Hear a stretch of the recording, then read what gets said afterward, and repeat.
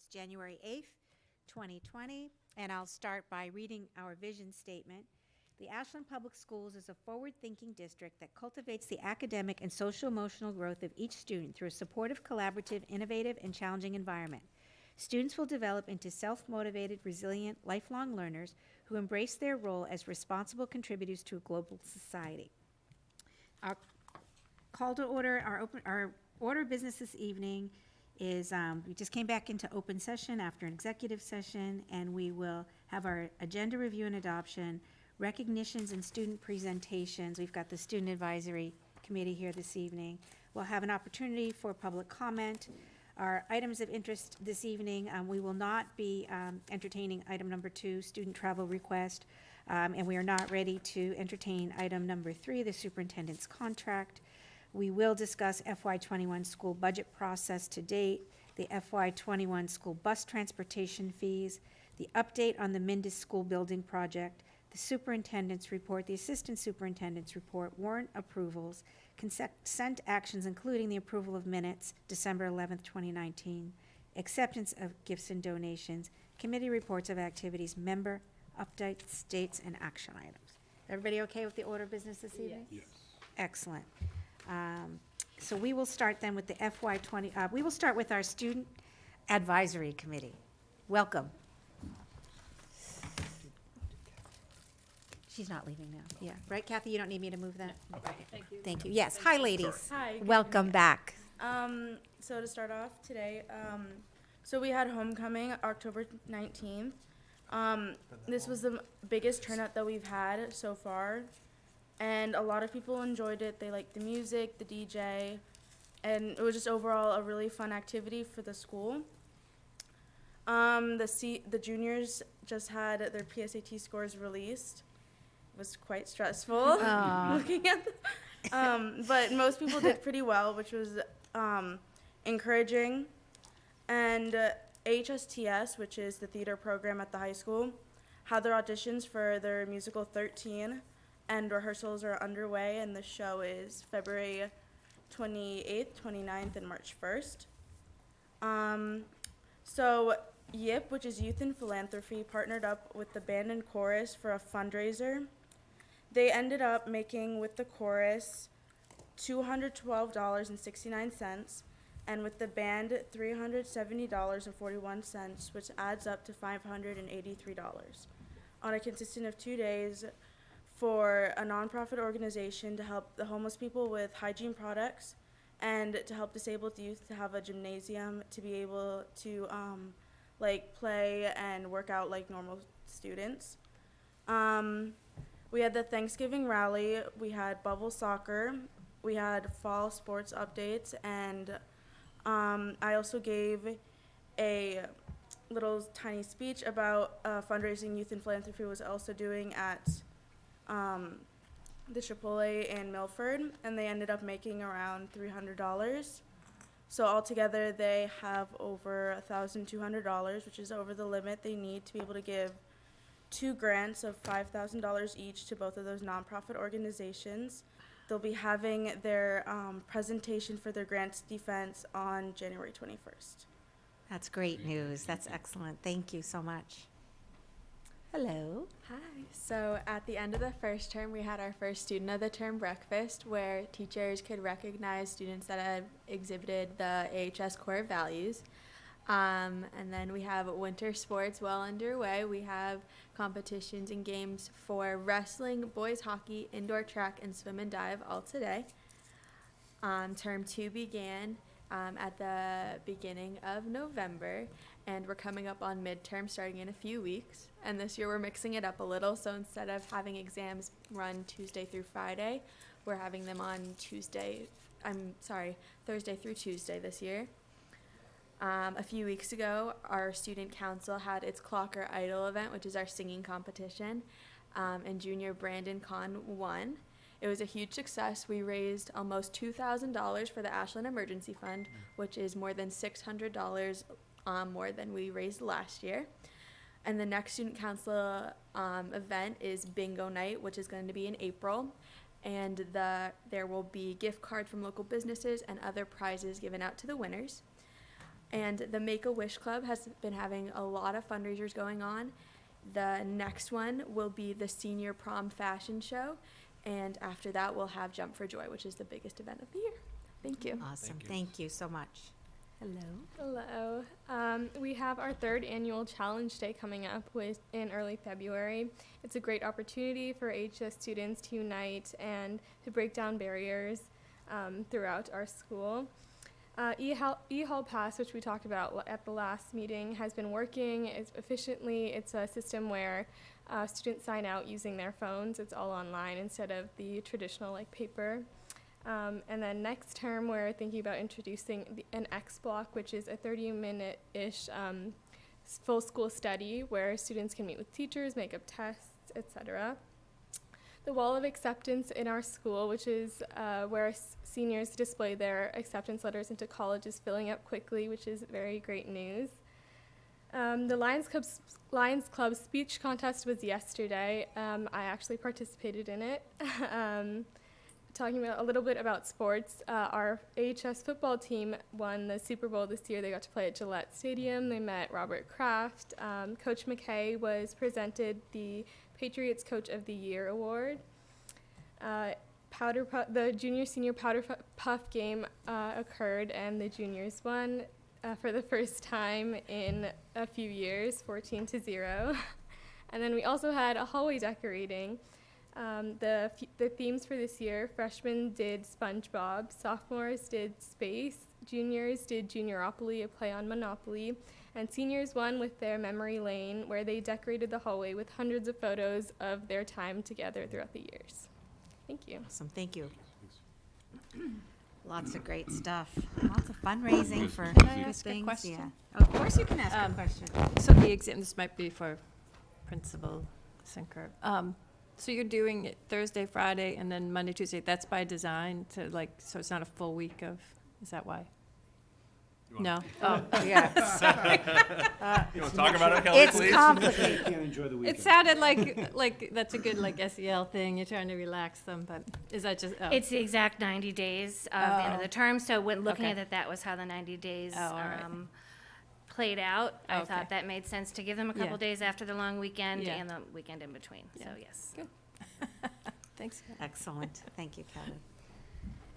Any other questions? And I comments? was hoping she was going to mention who won the speech Oh, is somebody being contest, very but she didn't modest? mention Did you it. win it? Yes. Did she So we win? have our winner. Oh, Can- congratulations. What was your speech about? The topic was what is heroism this year, Oh, and I talked about my come back to the mic.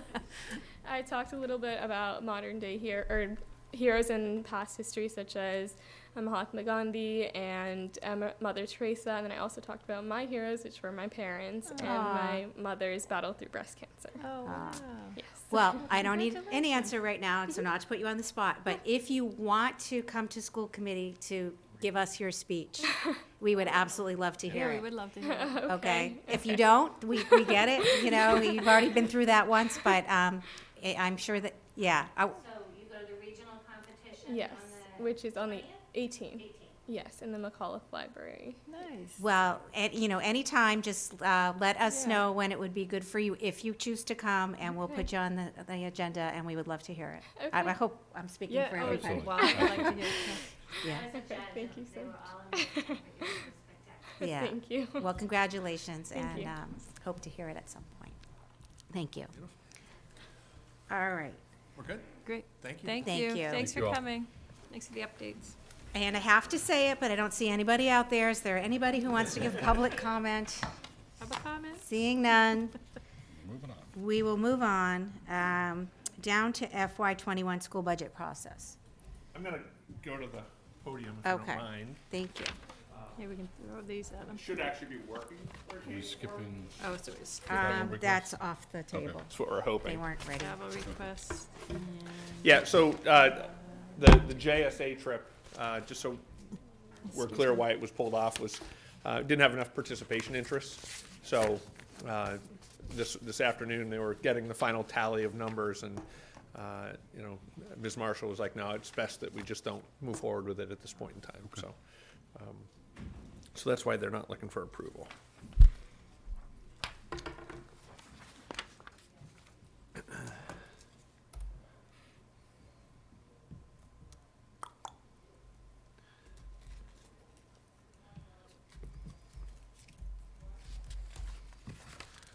So what I wanted to do was just take a few minutes to give you an update with regard to our process so far for the FY21 budget. And I think it's important to note for the community that as we were pulling together the budget as an administrative team, this starts back in October.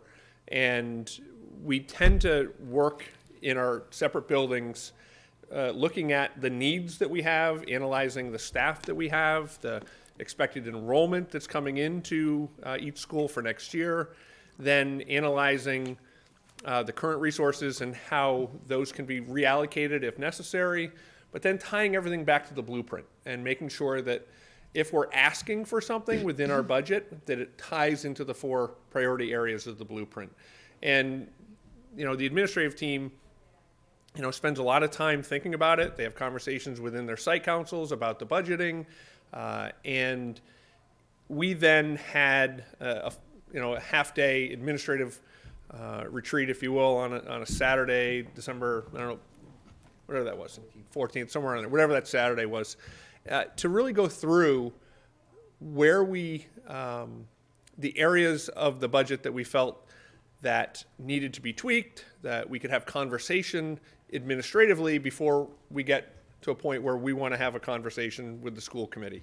And that'll be one of the points I want to make to you, is that we need to set a date, not for our public hearing, but we think it's important from an administrative level in the team that we get an opportunity to share why we landed where we are today, but also the concerns that we have as we move forward. I think it's important to hear that, and I've shared a little bit of that here today in this slide deck, and I will put this online as well, or I will not physically, but I will have someone put it online.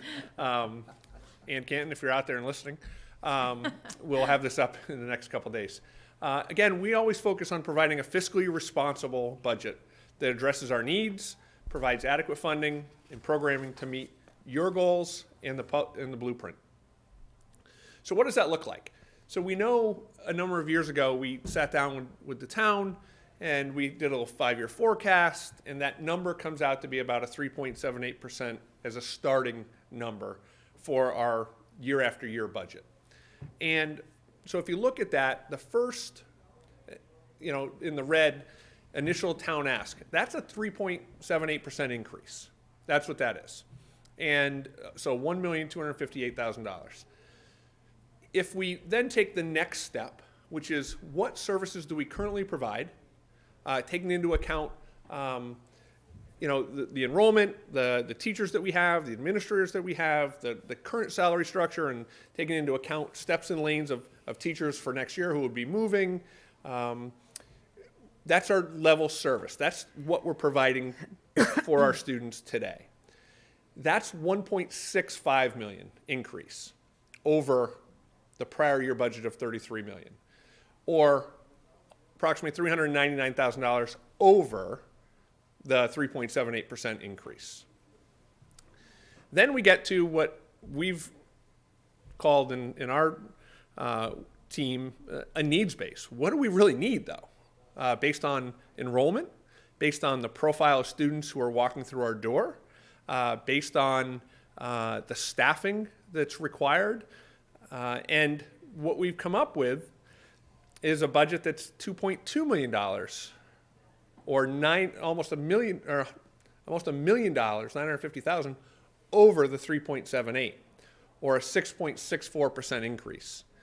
That's what we believe as an administrative team that is the bare minimum that we need to provide the services of the students who are coming into the district, and to provide the level of service that meets special ed needs, ELL needs, out-of-district special education costs, takes into account you know, transportation increases and all of those factors.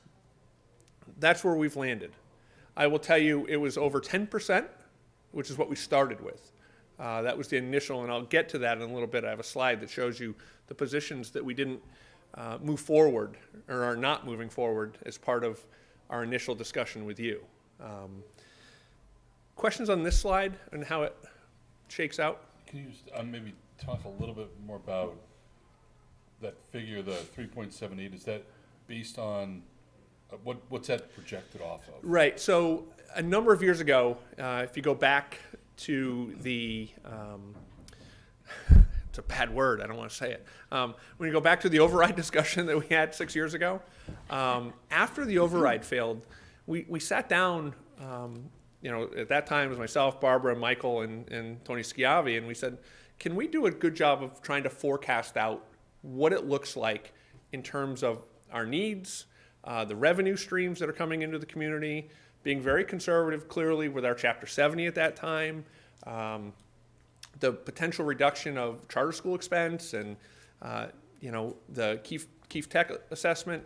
So we took a plan and we basically forecasted out 5 years and said, we feel comfortable that the school budget can increase at this rate over this 5-year period. And that's your starting point. And then the policies that we've written, and when the governor puts out his budget, we go back and we tweak that number of the 3.78 based on the potential revenues that are coming in or the reduction in expenses. So at this point, we don't really have Those sort of a numbers. firm projection of what next year's going to look like until That's correct. we see the state government. In my last slide, Okay. we'll relate to that and have that discussion. So it's really, many communities and many towns will say, this is your number, right? This is what you have to get to. And what we've decided here, and it's really a good relationship that Michael and I have, is that we know where we're starting, and then we have to make tweaks as we go along. So that 3.78 has never been a hard and fast number. It all depends on the revenue stream, and it's so hard to predict. Here we are in February or January, and we're halfway through the budget year of FY20, and here we are trying to forecast FY21. It's challenging. So that's where that comes from. So I think it's important to still look at our enrollment and where we're headed and what it looks like over the course of time. And as you look at the numbers I've shown you up here on the screen, 2018, 2019, those are final enrollment numbers net of, and you gotta understand, it's net of our out-of-district placement kids, 40 kids. It's net of our school choice kids. These are only students that get reported through the enrollment of kids who are not part of school choice and or out-of-district and or pre-K, right? So it's the K through 12 kids who are our students, and that's how NESDEC projects. They back out those kids. So as of today, we are at 2,700 students, a 24 student increase over last year. If you look at the total increase, it's really closer to 40, but that includes, again, the choice kids who have come into the district. And those are October 1 numbers, so they fluctuate. I gave you an actual versus a final number. And again, our Chapter 70 funding is based on that October 1 number. So trying to keep apples to apples, how we look at the increase. NESDEC is projecting, though, that over the next 2 years, we're going to increase another 63 kids, 43 next year, which is significant because where the projection is, it's actually impacting the middle school the most. And you'll notice that as I talk about the funding and what was actually not moved forward, it's actually impacting the middle school. And I think it's important to note that as that building gets bigger, 660 students, that we've got to figure out how to minimize the class size dilemma that the middle school's having and Mr. DiGirolamo's having, because class sizes now can get up to the 28 to 30 range. And that's just unacceptable, especially at that level in the middle school. So we're trying to look at our scheduling options that he has there, and every year he goes back and reviews his schedule. But the one thing I always want to harp on is that the scheduling changes we've made have been critical to the success that the middle school now sees, right? So we go back in time 6 years ago, in a lot of our middle school population is swelling not just because of enrollment, but it's increasing because kids aren't leaving anymore. And that's a really critical component here. They're looking at the middle school saying, this is a really good school, and we're getting some really good things out of it. So we're not going to go to that charter school and then come back in the high school. We're staying. Well, guess what? That has an impact on class sizes and needs. Question on enrollment? We're increasing. I guess I'd leave it at that. Do we have room in the middle school for? Oh, the middle school's got plenty of room. We have plenty, okay. Oh, yeah. Yeah, it can, Right. what We've was it, got 900 I said the other? space. Okay, It's there's just- space. It can, All right. it can fit Okay. 950 Teaching. students. That's all I'm Yeah. wondering, like, we have the space. Oh, we have Okay. space. Space Remember, is it the was the issue. middle high school Yeah, before, yeah. right? Right. Right. So, Okay. But I think the point being is that Yeah. we class did a sizes lot are- of work that's sounding to attract the Right. students back into the school, and it would be a shame to take steps backwards. Right. That's right. Yeah, that class size is kind of. It's concerning. Yeah. Yeah. And the challenge is, we have a teaming model, so it's Right. not just, Right. I'll add Yeah. a teacher. Right. How do you Right. add? Got Yeah. half a team. or Right. whatever you do. So, Yeah. so you'll see that, right? You'll see Okay. that the proposal was, let's add half teams, but now we're talking 6 staff members and special education staff, so we're talking about 10 Yeah. staff members almost, just to meet that need of a half team. And that's sort of the dilemma that we're in. Right. So the personnel needs that are part of that increase, the budget that I've shared with you for the needs budget, are as follows. These positions. It's 6.5 full-time positions at the Warren School. Remember, we've built these wonderful special education programs and Right. internal. I was doing a little bit of research. We have 11 programs that we've created for 115 kids in this district, saving about $5 million a year, net of what circuit breaker after a potential reimbursement would be. And someone would say, well, that number's not real, it's artificial, that not all 115 kids would be outplaced. But what I would say to you is all 115 kids, in talking to Kathy Silva, every one of those kids potentially could have been outplaced. We're just doing a really good job with the programming that we have. So if you spend time in those classrooms, you'll understand. So looking at the programming, certainly we've identified reading gaps too of our special education students as they move into the Mendez school. So that 3rd grade and 4th grade, we're seeing, we're not closing those achievement gaps for reading. So we feel like we need to start earlier, right, at the 2nd grade level. And Paul's worked really hard at bringing in the new reading in the literacy program. But that's going to not just happen overnight and happen in a year. So getting more literacy and a specialized reading teacher would be really helpful as well for certain classrooms. We have 3 literacy teachers, correct, Paul, at Warren. Yeah, why aren't you with them? But they're serving not just special education, they're serving all students. And so we want to target our work there. The psychologist is important to our therapeutic rooms. 5 ABA, so applied behavioral assistants, ESPs. So Jim, quick question. Yeah. The psychologist, is that one? So it's a point. One FTE, but split between the buildings? Correct, Is that the- right. That'd be split between the David Mendez and the Warren But School. we're It's looking to hire one person. One person. One at That's the correct, time, so it's right. one FTE. One FTE. I just wanted to good question. I just wanted to break it out by the building, just so you could see the impact it would have. The ABAs we have, as you know, starting in Pitaway a number of years ago, we've had a heavy influx. As Kathy said, it was sort of righting of the ship of our students who have been identified on the spectrum and the autism, and we've seen that increase. Well, we need to have the support now in those rooms. It's K through 2, remember, so it's 3 levels of students who are participating in rooms 1 and 2. That's what we call them. So those programs, and we have more kids coming from Pitaway. So we need to be able to have the support. And the ABA professionals, paras, are critical to that. Mendez, more occupational therapy.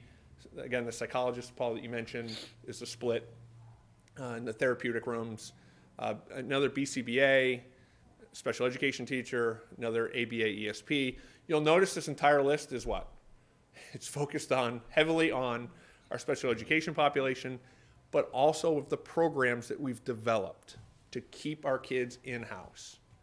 It's critically important as those kids move and matriculate from one building to another or from one classroom to another, that as those profiles move, that we support those profiles of students. Jim, if I could just Yeah. go, this list of positions Yep. is the needs-based, That's right? correct. Level Those are service. part of that needs Yeah. base, that 6 Not the point. level service, but the needs. That's correct. The yeah, 6%. Third one, sorry. Okay, Yeah, and, all right. Right, level service is just keeping what we have. right. Level service is not changing, Right, adding staff. right. I guess what I would discern from this Yeah. is that we have more students with special needs, and that population is continuing to grow. Is that so- a fair assumption on there? I would say it's partially Okay. fair to assume that. Our statistics show around 17 to 18% of our population is special education, right? That hasn't not changing dramatically. Even the students who are enrolling, it's not changing significantly. But what we're finding is the needs of those students are significantly greater.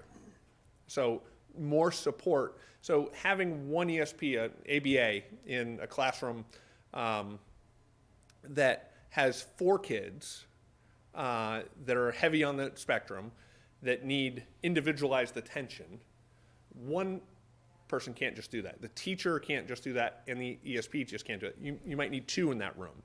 So that's where we are today, is looking at the needs, and it's really a greater need. And it's not always about the numbers of kids, it's what's Yeah. required in their IEPs. Yeah. So if, that's constantly changing, Yeah. and if people need, for instance, the one-on-ones or the, whatever it is. Right. So And it's also following them through buildings. So what we might have been meeting their needs at when they were in one building. So we always, right, to Lori's point, we're always trying to look to reallocate that individual who was in, say, the Warren School in 2nd grade, and you've got a couple kids who are moving into the 3rd grade at the Mendez into the specialized programming. Well, guess what? Maybe the kids who were at the Mendez were only 3rd and 4th graders. So they're still there and need their pairs there. Well, we have to now accommodate for the 2nd grade kids, but now you've got kids moving in from the Pitaway as well. So we're constantly assessing our number of pairs that we have, our ESPs. But I would tell you, teaching staff looks at that role as critically important to the success of their programming, especially the specialized programs. So that's where we are on this. So here's the list, right? That's what we're not doing. Yeah, personnel and other needs not moved forward. So let me be clear what was moved forward and not, and how we came to that. All of those positions that were on the previous slide and this slide, we actually listed them all out, and we started doing 1s, 2s, and 3s. And we had a on the board, we said 1 was critical, 2, I forget the actual terminology we use. 1 was mandated. 1 was mandated, 2 moving the district forward, 3 would be nice, right? That it's not critical that we need it, but it would certainly help student achievement. But so these landed in the 2s and 3 categories. So you'll see is if you look at the end of the 2, the 570,100, that number added to the needs-based budget would be an 8.3% increase. So those are positions like, Mark, to your point, you can't just add, or Paul's point, you can't just add 1 history teacher to the middle school on a team design. You'll notice there are 6 middle school teaching positions there, all for half teams. That would help keep the current schedule that Dave has. But with that, you also have specialized, you also have a special education teacher for those grade levels, which you'll see 2 inclusion special ed teachers needed for the half teams. So Kathy and Dave have looked at it and said, okay, we could create inclusion classrooms with 2 more teachers. So you're looking at 8 middle school teachers. So Jim, just to Yeah. make sure I and anybody who might be listening understands what adding half teams means. Okay. So the way the model works, and Dave I thought was going to show up. The way his schedule Consider works. him thrown under the No, bus. no. He's at a meeting. So and we'll have this further conversation. But the way it works, road, welcome, Dave. So the way it works is this. So let's assume there are 200 students coming into the middle school at its 6th grade level. And we split them up into 2 teams, so 100 students in each, right? So you have your 4 core classes. You've got your English, your science, your math, and your social studies. And they have a 7-period day at the middle school. So that means 3 periods a day. Those students are elsewhere, and allowing for potential planning time for those other 4, those core teachers, enrichment opportunities. So the way it works is you've got your world language, you've got your health, you've got art, you have drama. Some of these are part-time positions that we have. So the way the team works is you come in together, you have those 4 core teachers, and then you separate into what Dave calls the wheel, which is his schedule. So if you're not in social studies, so instead of breaking up all 25 kids in each class, right? 25 in science and math, and then just rotating them, because it's only 4 periods. You could do that in a 4-period building, but you've got other requirements like PE, health, things of that nature, and planning time for teaching staff. So that teacher can't have a period off for planning if they've always got kids in front of them. So, and Dave has worked hard at developing a schedule that allows for common planning time, so getting the entire team of teachers, the 4 core typically, together so they can have discussions about kids. What they've added in is their 5th teaching block. So the way the contract works is teachers can be assigned 5 teaching blocks. 4 of them at the middle school are their core classes, but their 5th one is called Discovery. And at Discovery, there's opportunities there for intervention, which has been really powerful. And Dave would continue to advocate that, hey, let's continue with the Discovery block as an intervention block. And so and I said to him, I said, well, think about having your teachers teach 5 based on the contract. So 5 ELA classes. What does that do to your schedule? How does that impact your schedule? And some of the interventions, the RTI blocks, it doesn't work with the current makeup of the 7-period day.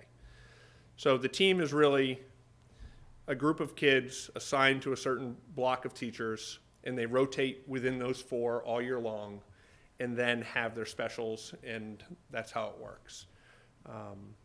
So getting to the half team part, how so would now, right, team so work? now let's get to the half team. So the half team would help reduce some of the class sizes, because if you're only teaching 4, it would be able to keep the Discovery block as is, instead of having 30 in a classroom, which is a potential, because I'm using 100, when in reality right now, it's 120, or 115 coming in. So you can't get 25 in a class, it's 27, 28. So it would help reduce that, those numbers in those classrooms. It's not ideal, Dave would tell you that. Certainly not ideal, but we're only focusing on, the math and humanities. So someone would teach ELA and social studies. Someone would teach math and science. So you don't need 4 teachers to do that. You would just need 2 at that level. So just looking at the chart you've got up there, you've got 1, 2, so I see the grades 6, 7, 8. Yeah. Would that be, if you were doing that, is that something you could phase in starting with like the next 6th grade class? Unfortunately, no. All the classes are, they're all the same size right now, and foreseeable. So Mike at Mendez is sending up a large class next year, in the class behind that. So Class behind that small. the only class that is small, there are 2. There's the freshman class. So Dave, the middle school increased by almost 50 kids this year, because of what he lost and the size of the class coming from Mendez. So there are 220 students that are coming in at each grade level. So it's 110 per team. Yeah, I guess my question was more if you're He would continuing take to get it. larger classes, could you Yeah. look at something? And I know this is Yeah. all kind of level stuff Sure. anyway, but just to understand it better. Is it possible to start introducing half teams, I guess, as you move forward? It would. I mean, Okay. if he had his, if you said, Dave, hey, do you think we could get a half team? What grade level would you choose it at? More than likely, he would say, let's do the 6th grade. That's the first, introduction into the middle school, informative. Sure, you could do that. And then the following year, roll it in and have the 7th grade team. So you could phase it in. Mhm.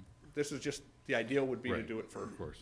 all. So, am I looking at it correctly? Is it grown symmetrically? Like, so you're adding those teachers to both teams? Yes, they would be teaching. So, good question. So you would have, and I even had this conversation with him. I think he said to me they wouldn't be teaching that discovery block.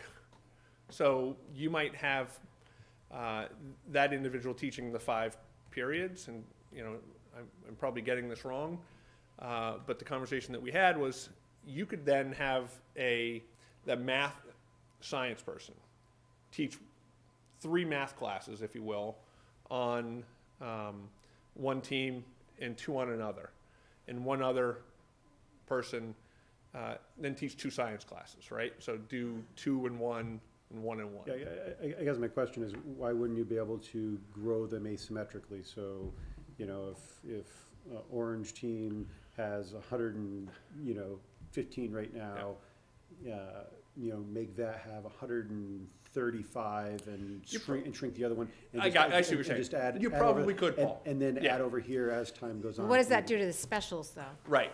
That's the question. Yeah. That's a fair question for Dave. And I said to him this morning, I said, I need your schedule, meaning I need you to plaster, I'm a visual person, I need it on the board.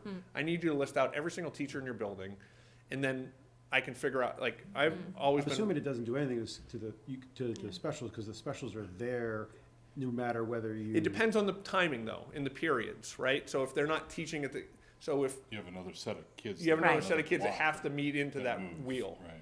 Well, no, what I'm saying is, if you're keeping the schedule the same, you have the same number of people in those 4 normal blocks that are going outside of those normal blocks at different times. Right. We're just changing those things. You need to address the specials regardless, Right. right? Right. Yep. So this doesn't differently impact the specials by, but by growing those teams asymmetrically or Not whatever. disproportionately. Because you'd still have the same number of students that would be off onto specials at any given point in time. Right. So it doesn't change, you still need to address that. Right. But you do that anyway, because you still have, if you have 230 kids going to specials at time equals A and B, Right. regardless of how they sit in their teams, they're still. Right, but wouldn't it be like if you're doing your art class with the orange team, you might have like 30 kids in your group, and then when the green team comes in, you only have 20? I mean, right, so you're. Right, but essentially, you'd either then just split the difference when it was balanced too, right? Right. No, So- yeah, Yeah. no, and those are all good questions, and Yeah. those are the conversations we're having. Is the schedule appropriate? And if we're not adding staff, if we can't add staff, how do you modify your schedule to meet the needs? Or if we can do it incrementally, hey, we're Correct. instead of getting 2, Right. do 1 and then do 1 Right. when Yeah. the enrollment goes up a little bit. Right, Does because that I work feel or like not? once once it gets too crowded, and if the needs of the individual students aren't being properly addressed because of that, then it's not even really like a 2, it's like a 1.5. Right. Maybe it's not mandated, but it's not like it's not just about moving the district forward, it's about preventing other costs that are gonna come from not addressing I mean, this. it really is a level service issue, you think about it, Exactly, right? right. I mean, it really is. It's you not can a easily real define 2, it that. in Right. my mind. It's Right. more So, right, and no, urgent. we had that conversation, right? I Yeah. mean, it was probably a 1 for a long time. Yeah. And I said, we're going to the 2, because, again, as much as it pains me to say to Dave, listen, you can still increase your core content teaching by 1 more period without the discovery block. You can do that. So you could reduce the number of students in your core classes by adding 1 more class. He could. it's not the right solution based on how their current model is and the good things they're doing, right? I mean, so I have to my job is to push back on it and say, well, listen, you've got 100 students and you're only teaching 4 classes. That's 25 a class. You got 100 students and you can teach 5. That's 20 a class. So it can be done.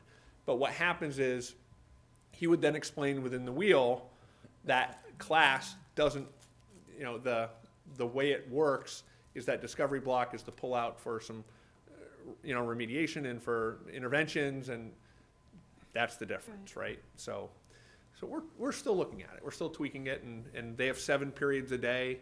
What if you went to 6? I said to him yesterday, I said, think about 6 periods a day. How does that then impact it? Obviously we've got contract negotiations, you got conversations that occur, but we have to continually look at the model and just not assume one model is the only model that can work. That's all. You could, I'm not suggesting, but you could do away with the team model altogether. I mean, of course you could. Right? Right. There are other places that don't do that. That's right.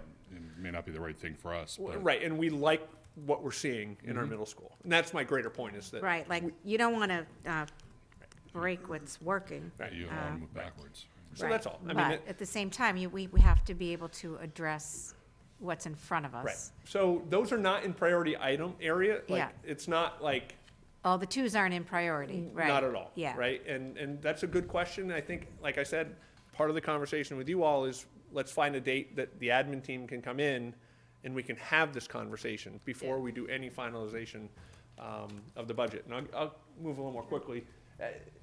Section 3 again was not necessary, but we felt as though there are certain areas on there, like getting our athletic expenses up to the, we know it's about $150,000 to get it level funded where it needs to be. We know that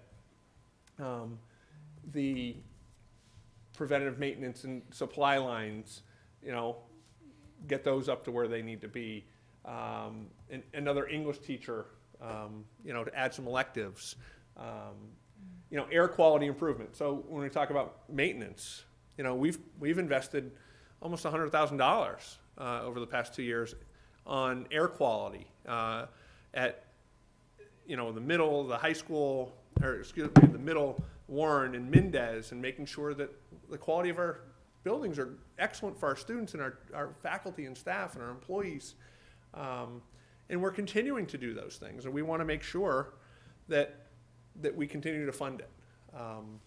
Just out of curiosity, what does DW stand for? Which one is this? The Kitchen equipment maintenance.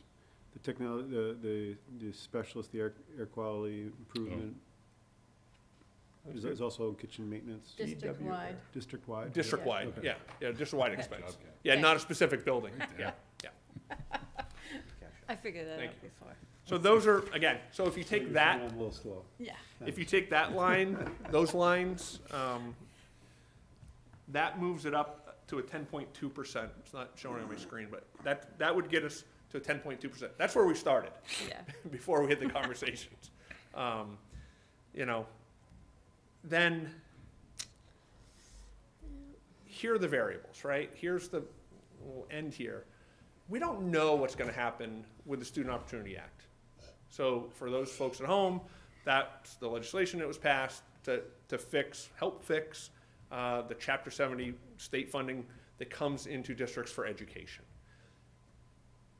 Ashland, I don't believe, will be impacted greatly by this. I think we are going to be probably considered a hold harmless district, meaning that the amount of money that we received last year can't go down, and we'll only receive whatever the minimum they determine to be the contribution or the minimum per student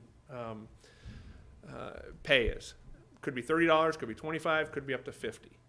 That being said, our numbers are ELL numbers, our low-income numbers, and our students with disabilities. The way the Student Opportunity Act worked is they put incremental dollars into those categories for your foundation budget, and because our numbers are increasing there, we should actually see an increase as part of the foundation budget in those sections. So I'm holding a little hope that because of that, we might see greater than the minimum contribution. And they also changed it, so if a student ticked multiple boxes, you That's can right. both increases. Right, as opposed to before, it was just one. And so we'll see what happens. So moves to the governor's budget, January 22nd, whatever that Wednesday is, it will be released, his initial budget. January 23rd is the Massachusetts School Superintendent's winter conference, and at that point, the governor or the commissioner will be there, and by then, Roger Hatch, who does a lot of this work for the Department of Ed, will probably have a spreadsheet of what this might look like in your own community. So we'll have a better idea, a rough idea, what the Chapter 70 number will look like for our community. We are not going to get that $1.7 million again that we got last year. And we have to remember the reasons why we got that. 89 more students were included in the formula for us. And they ticked, an ELL box or SPED box. Then we also got the money for the kindergarten. It was the first year we received all of those funds. So we have to be thoughtful and go from there. Potential move-ins for out-of-district students. Just right before the break, we were notified we have a student that we're going to be half responsible for, us in Holliston. And it's a residential placement and $300,000, so we're responsible for half of it. And those are unexpected. We set our budget and we see an increase of $350,000 anyway in out-of-district, and this just adds to it. Can you just generally explain how you end up being half responsible for? So the parents are cost? divorced, and the divorce decree gives 50% custody to both. That being said, one's living in Ashland, one's living in Holliston. Therefore, fiscal responsibilities for both communities. Holliston has actually been paying it, the whole amount, until more recently they've discovered that, oh, by the way, mom moved into Ashland, and all along, probably over the last couple of years, and Holliston's not looking to go back in time, but they're just saying, hey, we know now, and this is the process we have to take. So if they come from out of state, which we had last year, we're immediately responsible. That includes this current fiscal year. Town projections, revenue, expenses are variable. We don't know what it's going to look like. We have 4 contracts that we'll be bargaining. We don't know what that's going to look like. And we have revolving fund availability. What does that look like? School choice and international tuition. School choice is declining, right? Our revenue is declining because we're not offering as many seats because we don't have the space. K through 8. We're adding at the high school, but we opened 20 seats and we only filled 8 last year. We had a lot of requests for the middle school and the Mendez, but where are we going to put them? We can't justify that funding coming in. When I'm asking, we can't even. If you have enough for another team. Yeah, right. Maybe I can get a 20, but they all have to account. It's only $100,000. It's only going to pay for one teacher. It's not going to pay for the whole team. So, but that's where we are. We need to set some time aside, like I said, as a board and administrative team to further have conversation.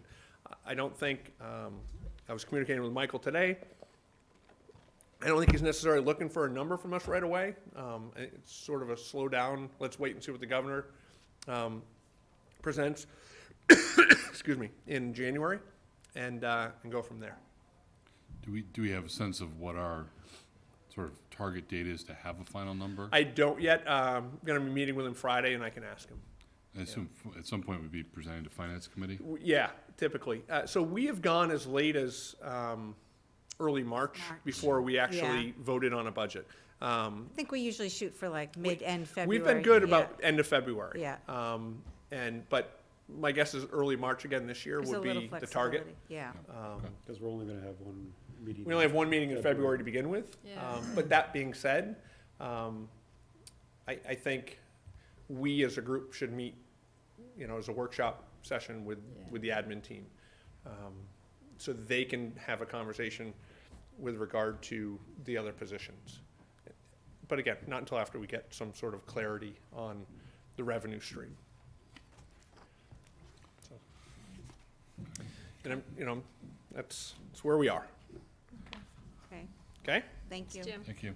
and you're gonna throw out some dates to us? Yeah. In an email, some? Yep. Okay. Yep.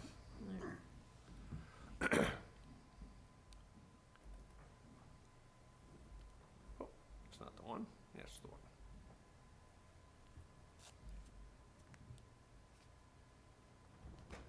What about the bus? Oh, sorry, is that what's Yeah. next? Yeah, Bus fees? Okay. We are just recommending, based on the data we have, that the fees remain the same for next year. And we're bringing in about $260,000 in revenue for the buses. And Barbara and I sat down, and we feel comfortable with recommending the same tuition, or the same fees for the buses. So I just need a vote so Aaron can start actually getting that paperwork out already. wow. Yeah, believe it or not. All right, who wants to make the motion? I move to approve the bus fees for the 2021 school year as presented, $350 per child with a $700 maximum family cap for anybody who registers by May 1st, 2020. I'm sorry, if they don't register by May 1st, 2020. Right.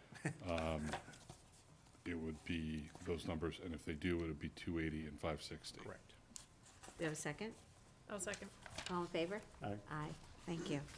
Not the most artfully stated motion. Yeah. It's written now. Make Okay, it sound good, Aaron.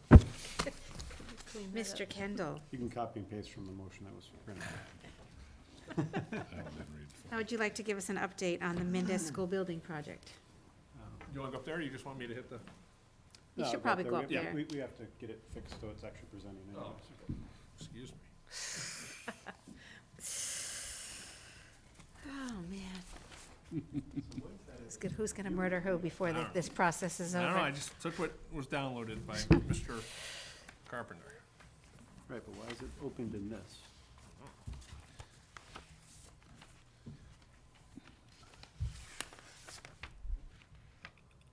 There you go.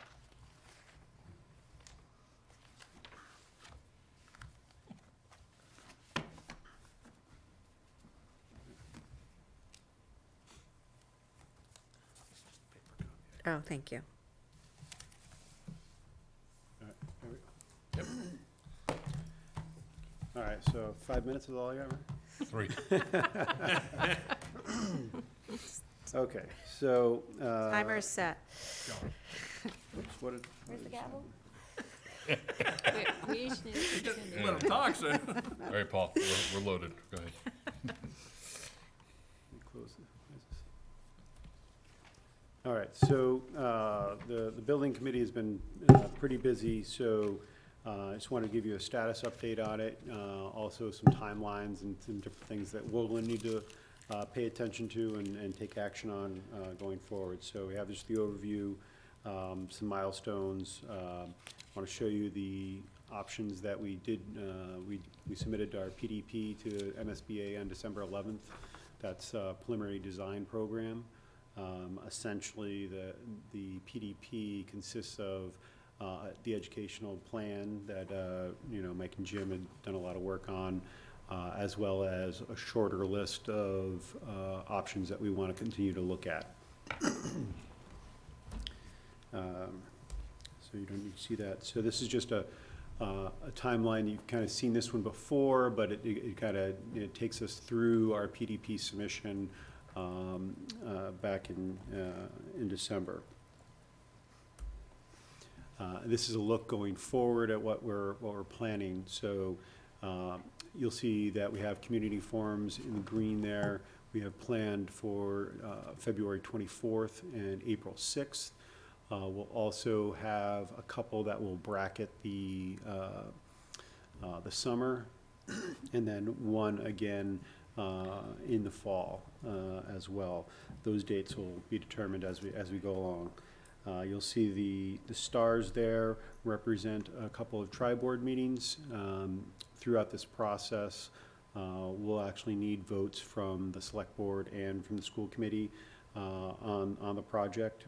We do not require, the MSBA does not require finance committee, but we feel it's very important to obviously do this together as tri-boards. So we're going to separate those out. The tentative dates right now, and I'm letting Michael try to figure out what the right days are, but it's going to be towards the end of March and then the middle of April. And you'll see how that fits in a second. So the blue line kind of represents where we are. And then, so we have that community forum coming up, the tri-board. We have a handful of other meetings going on in that time frame. Going up to, in March, the end of March, is when the building committee should be trying to recommend to the school committee and select board what the preferred option would look like. So is that going to be X, Y, or Z, and things like that. So that's what that recommended preferred option is. That is the date of a school building committee meeting where we will hopefully have a recommendation that we can then discuss at the next that second tri-board meeting. The PSR, so that's where we are now, is preferred schematic report. That submission, we're targeting May 6th date. Those are firm dates, so if we miss that date, then we're shifted back. I believe it's this one's a 2-month cycle. What would be the thing that would cause you to miss it? Like, what would hold you up? We shouldn't, because we have enough time now. We, if you recall, we were on a much more aggressive time frame trying to get that PSR submission in February. Yeah. Which would have been very difficult, and quite frankly, we needed to have, more robust conversations between the boards and things like that. So, I don't see a reason why we should miss that date. Okay. We should have plenty of time in there. We have a lot of things to work out, both directly related to the project and also indirectly. For instance, if, some of these options free up land or buildings, we should have a story collectively. It's outside of the purview of the building committee, but, collectively, we should have an idea of what the our plan options is. are for those things, right? So if we're building off-site and, Mendez now becomes available as a building and a plot of land, what are we doing there, right? Are we? Understood. So we need to have those conversations. So there's lots to work out. And also, as we all know, that this is gonna, probably align with our public safety project as well. So how those all play together, and so there's lots of conversations. So there should be no reason we miss that. We have plenty of time, but it's still, there's a lot going on during that time frame. So we submit that PSR. That PSR is what we want, what our statement, the town's statement to the MSBA of what our preferred option is. That's saying, hey, we want this size building on this plot. Here's what the cost estimators think the rough order magnitude of that building would cost. The MSBA board approval will come in June. And then we move into a schematic design report.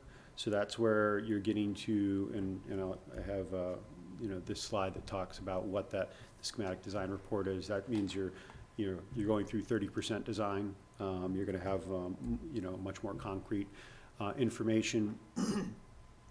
And then you go back to the MSBA, you get approval for your budget and scope, and then that's when we would then as a town be looking to vote and approve that. So we have two separate things there. As with any debt exclusion, it would be a town meeting vote and a ballot vote. I would imagine we would probably want a special ballot for this, and if it aligns the public safety building at the same time, so as not to be lost or confused during the national election. So and that brings us to a design development phase. That's where we're actually going through and doing that. So Some of the things that are very important from our perspective as a school committee relates to our enrollment options. I will show you what the options we carried forward into PDP are. There are essentially three main ones, but we have the two enrollment configurations, so we essentially have 6 options still on the table. So we need to make that determination shortly. So we'll have a conversation about it today. Next meeting, I think Michael will be here and talk about some of the pros and cons and what his recommendation would be. And then by our February meeting, we'll want to have to make what we believe is the best choice for that enrollment option. I think technically it's probably a building committee vote is required for it, but you know, the direction should come from us here. Well, can I just ask you one question? You said design development is about a year from now. Is that breaking ground, or is that sort of really getting the final design done, and then for how much further after that would you be breaking ground on something? Well, so that depends on another decision that we'll need to make. It wouldn't be the school committee making the decision, it would be the building committee of what delivery mechanism we would do. So by that, there's 2 delivery mechanisms. We can do what's called 149 or design bid build, where you have to have a full set of documents, fully baked design set, and then that goes out to bid. You pre-qualify, the applicants, and then the lowest bid wins, and you basically go from there. That would, I believe, what was it, Q1 of? Of 22. And then if you went with what's called 149A or 21 or 22? It would be actually later in 21, right? breaking ground though, Breaking ground's in Oh, in okay. this- All right, I got it. yeah, so I'll have to In bring up, spring? we have something from our meeting last night that shows kind of the difference. And so the other delivery mechanism is what's called 149, Chapter 149A, or CM at risk. The difference there is you hire the general contractor as a partner earlier on. The benefits there are they're involved early on in the design phase, can influence design, and you could, once they're on board, you could potentially start site work and things without the full design document set, right? You know where your building's going, you know your massing, you know all those things. You don't need all the floor plans laid out in order to start the site work, and so you can potentially start that about roughly 3 months earlier. But if you want, I can bring up the No, that's all right. presentation. I was surprised to think that we'd be moving so quickly from a ballot vote to real action. And- Yeah, so I mean, remember, so that design development, prior to going to that, remember when we submit the SD report in September, we're already 30% designed. And it's not like we're gonna say, pump the brakes. If the designer, if we don't have confidence, we're gonna move forward, the other designer's not gonna continue, they're gonna be risking not getting paid for the next phase. But should everything be going well, once we hit January 1, it's not like they've been sitting on their hands for, 3 months, so that's not gonna happen. So, those are the big things, so from this, So I just brought it up. So with the CM at risk, we would start the process actually in Q4 of 2021. that's right, yes, yeah. And then the general contractor, construction would wouldn't be begin Q1. until Q1 of 2022, right, so, yeah, So- so we were right with with Right. that. So we're still about 2 years from. 2023, it's still Seeing gonna the end. shovels kind of thing. Yeah, Yeah. oh, yeah. Okay. Our target date is still, no matter which one, is opening the doors in fall of '23. That's the target. So there is an advantage to CM at risk. There's perceived premium, and so essentially the difference is you have to have the full documents design set up and you go out to bid. You don't get to choose per se, your bidder, that you get the lowest bid, you could potentially go to the second bidder, but that'd have to be justified. Whereas the CM comes on earlier, it's a not to exceed number, so you get a lump sum, and then they put in their allowances and things like that. And, I don't want to say you're guaranteed, but most projects, unless something unforeseen happens, you get some of those allowances back.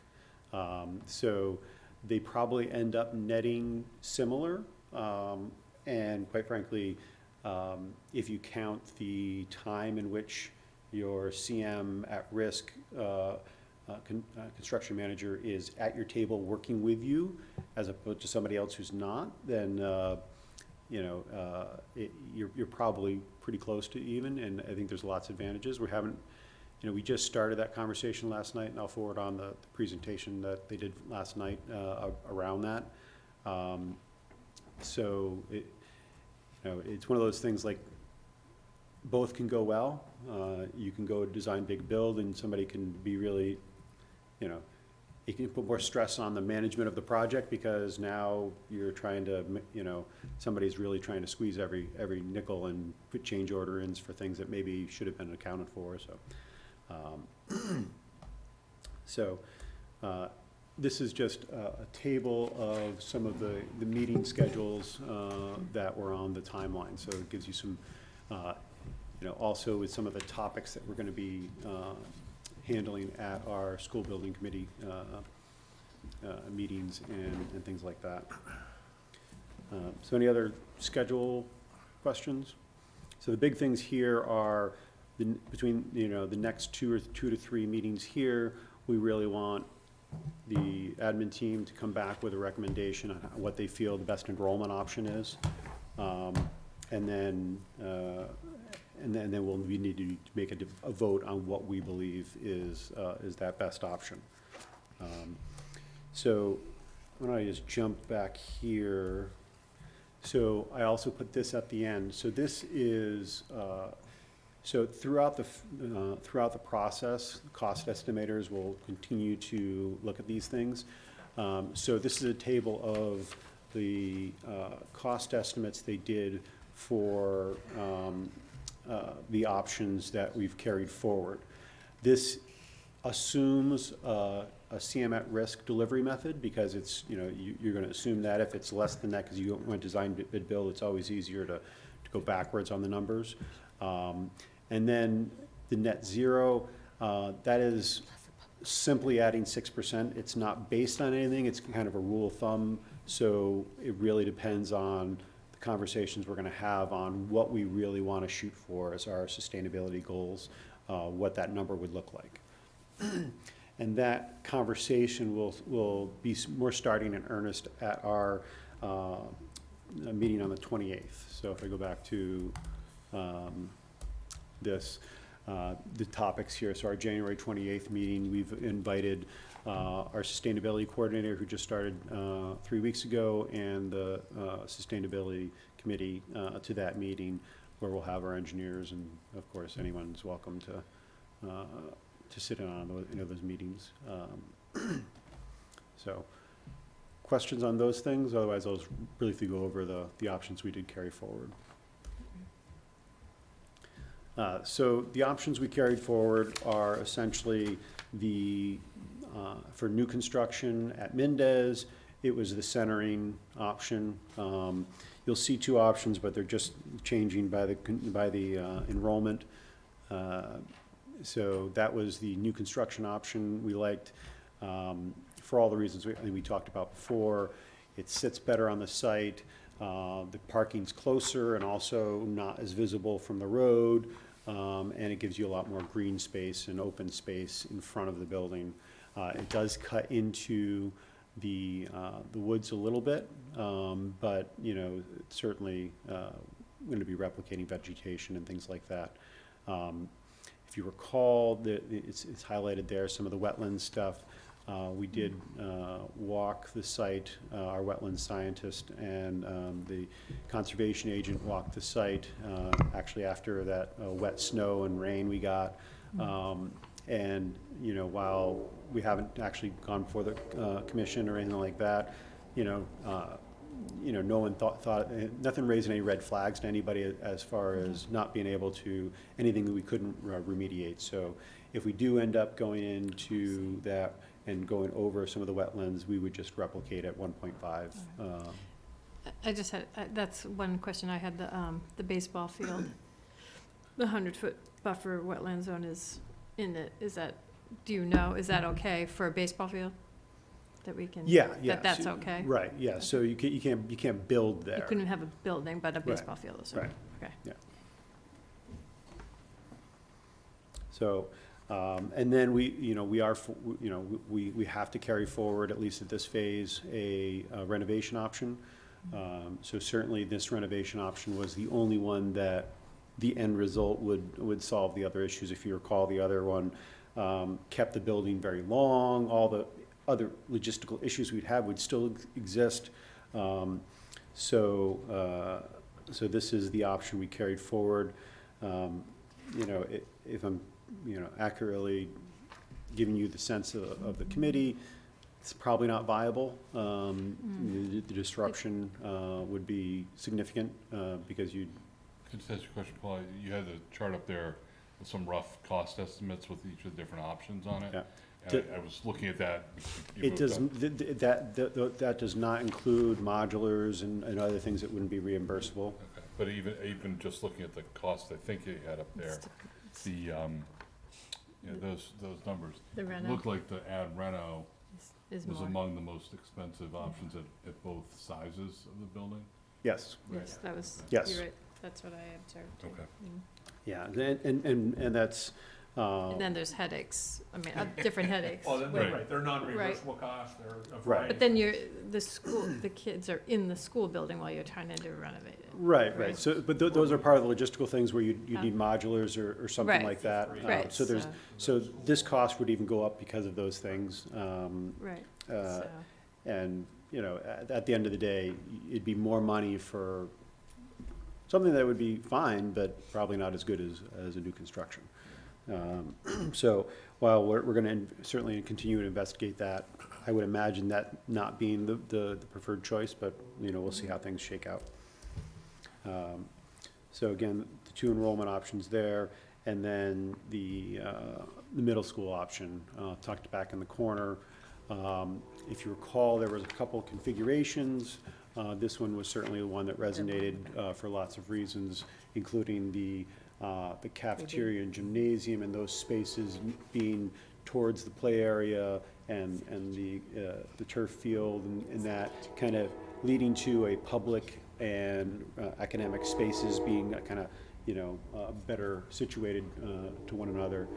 Well, and just the sort of grid-like pattern that's in front of the building on the top side of the field, what is that? That's just a plaza. Okay. So they're talking about like an Just like entrance a plaza. Safety issues, well, it's not, I mean, you could have pylons in there so you can't get in with cars. and- Okay.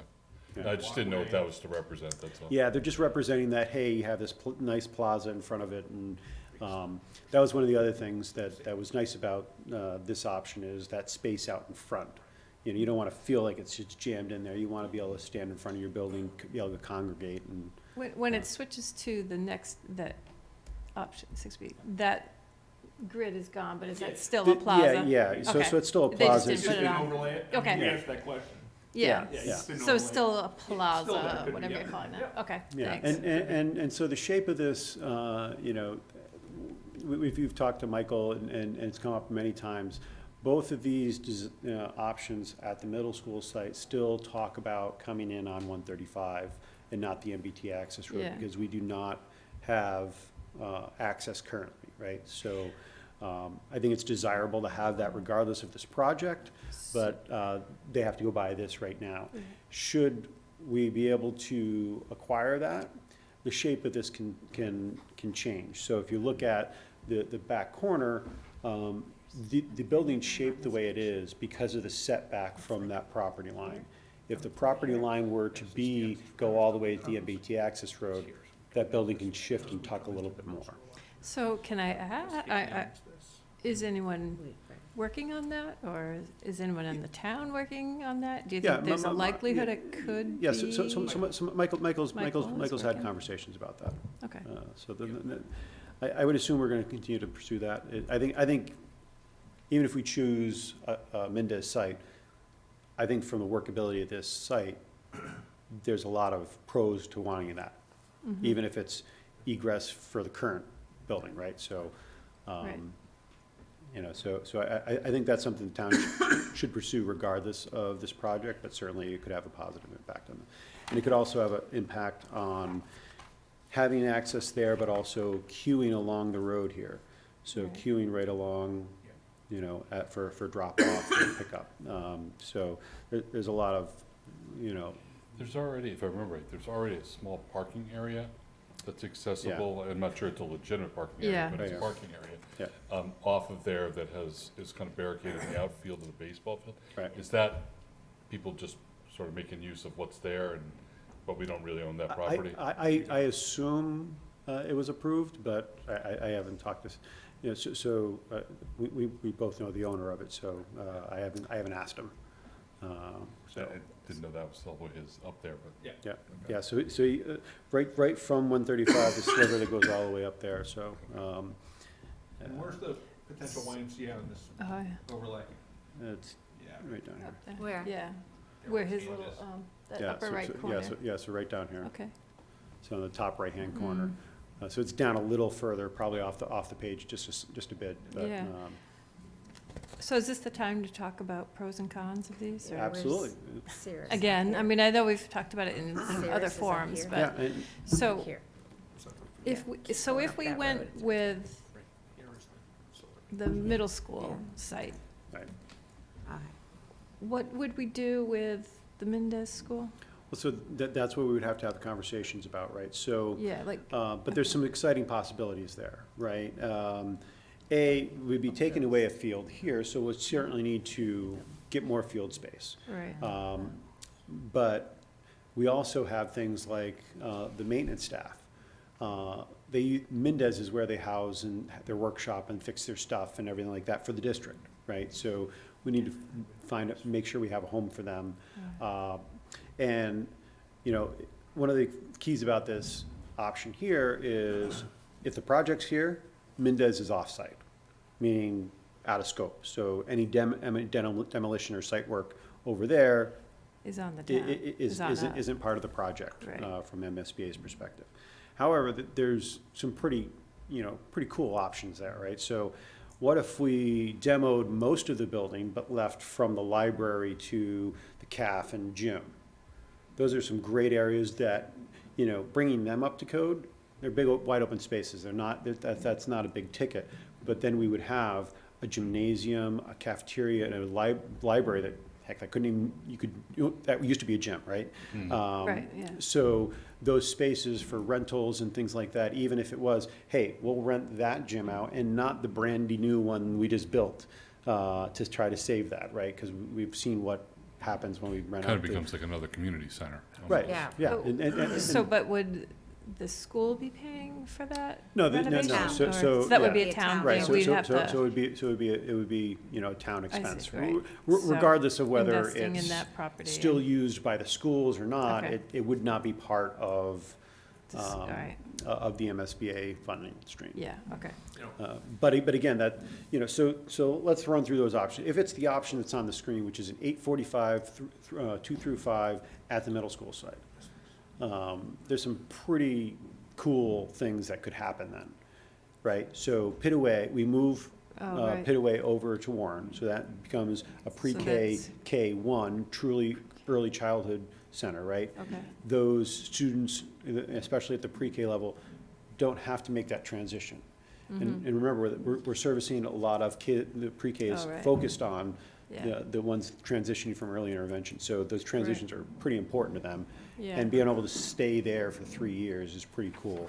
But we turn that back over. And so what if that's renovated for affordable senior housing, right downtown with a nice park there, Yeah. right? And then we have Mendez, like we just talked about. Right. Could be a total demo and nice park and lots of Yeah. fields, could be a partial demo, we don't even need to do that. We could leave it as is right now, as it is, and, you know, just block, you know, just not use most of the building, use the spaces we want, and then, you know, a demo Well, potentially if we down. left it down. as is, could the maintenance still do their maintenance over there? Yeah, That's where it's a- housed, absolutely. right? So would you just leave Right, it so, there? I mean, so we had this conversation a little bit last night, and again, we're just throwing Getting things ahead of against the ourselves wall here, at yeah. times, Yeah. right? So, Yeah. but I look at the potential of if we maintain the Mendez site at this point in time, and think about running our entire EDP program still out of there. Yeah. Running our Champions program, out of there still. Having the flexibility for our maintenance and custodial staff to have where EDP is now Yeah. and that other Right. facility to make a true workshop for them. They're working in a really tiny space, because we gave a lot of it away when we put EDP down, Right, you know, yeah, in that area. So okay. there are lots of cool possibilities. So I'll just sort of first, I guess, disclose that I filed a disclosure with Tara Ward's office earlier today just because of the proximity of my residence, which is up sort of opposite side of the street from the houses you're seeing there. And I talked to state ethics about, you know, whether that created a conflict, and they walked me through it and suggested I file a disclosure. So I wanted to just sort of put that on the air. And if anybody's concerned about it, they can go get a copy from Tara. But, I mean, the one thing that does concern me about the middle school option is. So you filed that because you're gonna vote against this option? I filed it either Well, way, but So it, as a Not resident? in my but no, backyard? No, I mean, my concern on it, if I didn't feel like I could participate in this Yeah. without being influenced by that, Right. I would have to recuse myself. But my Yeah. comments and concerns about this particular option really have nothing to do with the proximity to my home. It has to do with the layout on the property. And it really just comes down to space more than anything else. I love the idea of it potentially having two of our buildings, most of our kids in proximity to the new Y. I think that's a phenomenal benefit. My biggest concern really is just the amount of shuffling around of kids that I think is going to have to happen to support other predominantly after-school athletics, and that you've got one field there. So. Somehow you're going to have people moving from here to go back over to Remember the field we're getting rid of there? You know who uses it?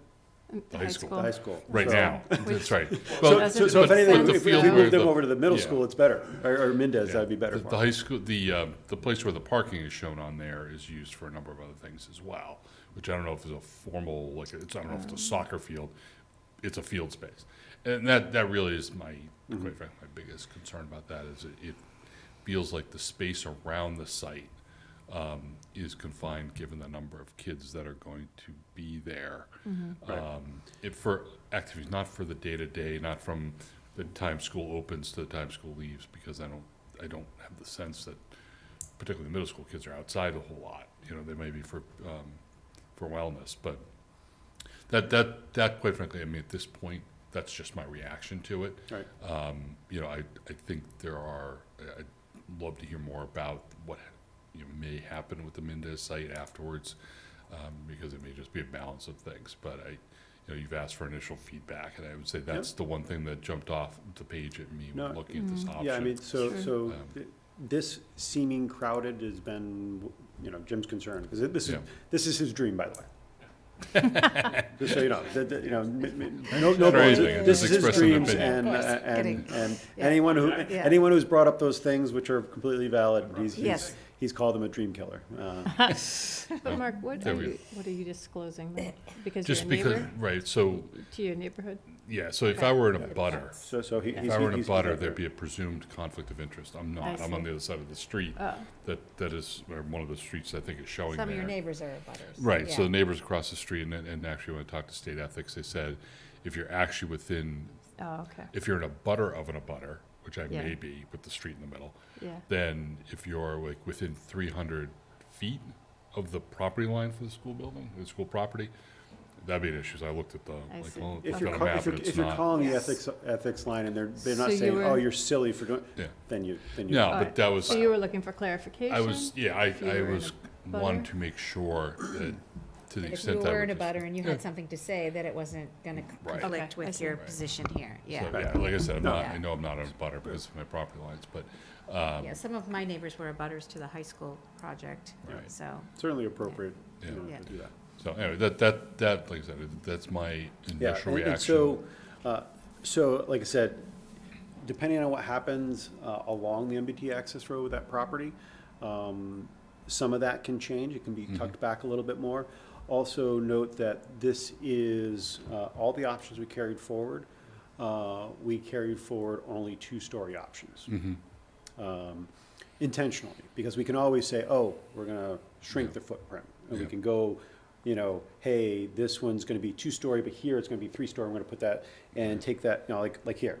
Take that one wing and kind of flop it over and be able to go up a little bit, you know, because we'll figure that out when we get into design, but, No, it's So- like I so- said, so it as has far more to as- do with the surrounding space, not the building itself, but the availability of space for kids to do the things that kids do, that we want them to be able to do. right. No, I mean, actually, one of the things I put in disclosure was I actually think it's of value to property owners where I live, to have another school close by, you know, so. Yeah. I Well, may be and speaking in against my some interests, ways, remember, so during the day, that the turf field is not used, and we Right. would expect that, hey, they go out for recess or whatever, now you have an actual turf field instead of the muddy mess that the back of Mendez can be.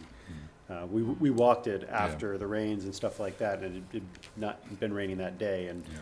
You can sink in pretty deep. it was pretty mucky back there, right? Yeah. It doesn't drain all that well. So, you know, so from that perspective, you know, it's a big green blob, but it's an available big green blob for the kids, you know, during the day. But to your point, we do lose that practice space and stuff to, you know, to the right of it on the screen, so. And that space, I think, is pretty muddy too, I mean, when Right. it's wet out.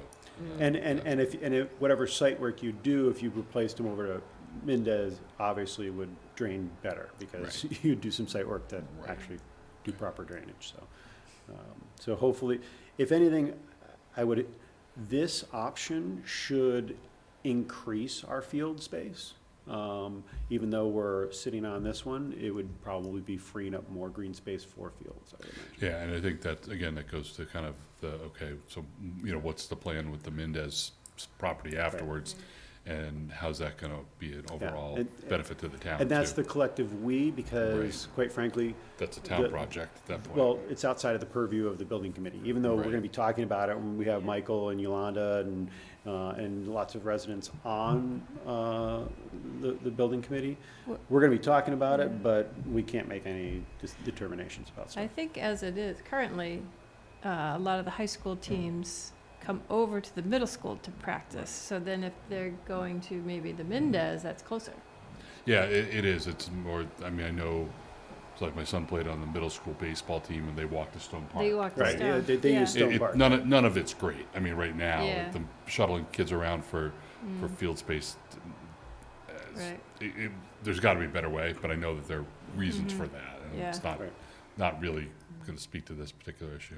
The other thing I was gonna say is that I think, to the extent we're talking about a 3 through 5 or 2 through 5, you know, for the reasons you articulated about shrinking the number of transitions and the opportunity to create an early education center out of Warren, I think is, you know, certainly my preferred reaction.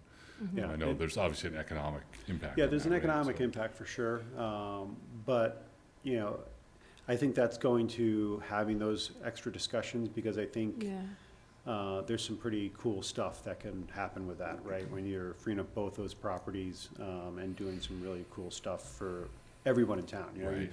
Say you True, can yeah. get somebody to do renovations on Pitaway and create affordable senior housing right downtown. You can partially demo Mendez, creating lots of fields, but also having a gym, a caf, and the library / gym, that's basically what it was, and those ancillary small meeting rooms in there, can service the community in lots of different ways.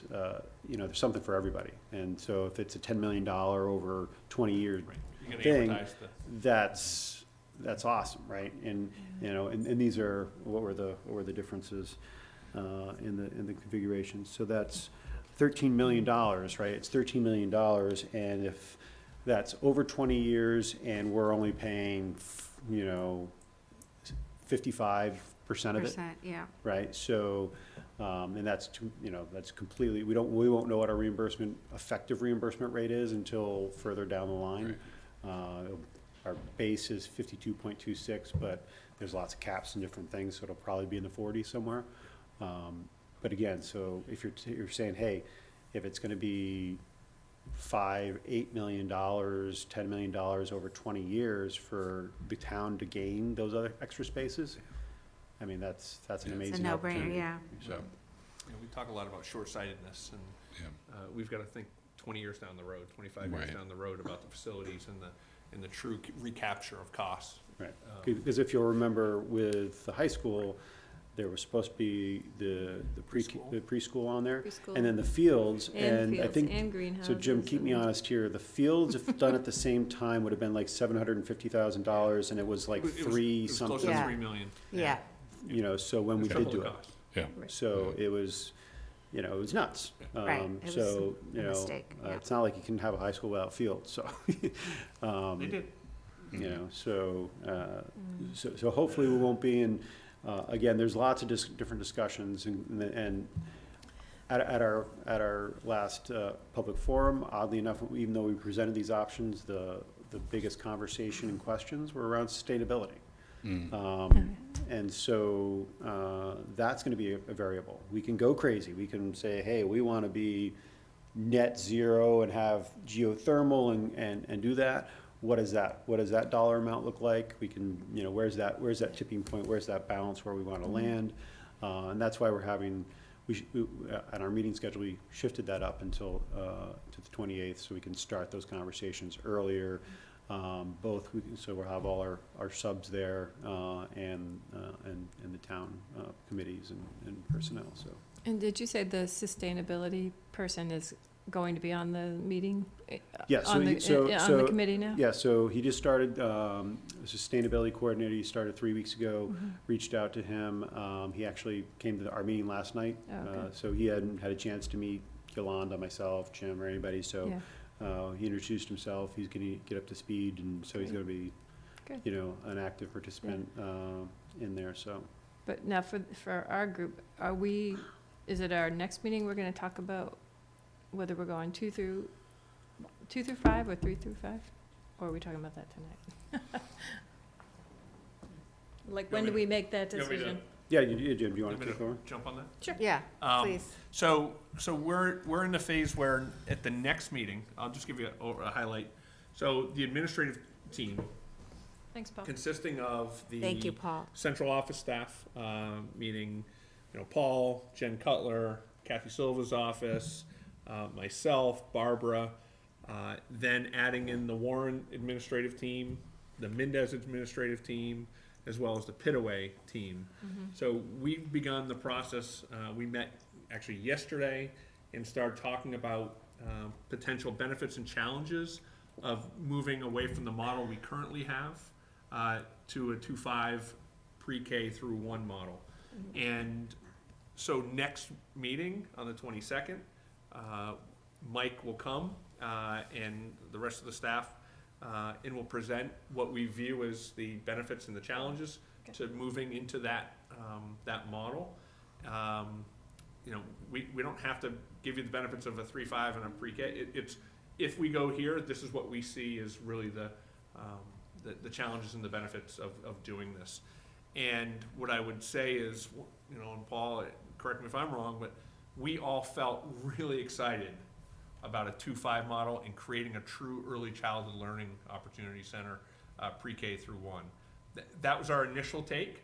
You know, when we started getting into what are the potential costs that it will have, what are the impacts it has on staffing, impact on transportation, impact on lunchrooms. So we're getting into the weeds and away from just the curriculum piece of it.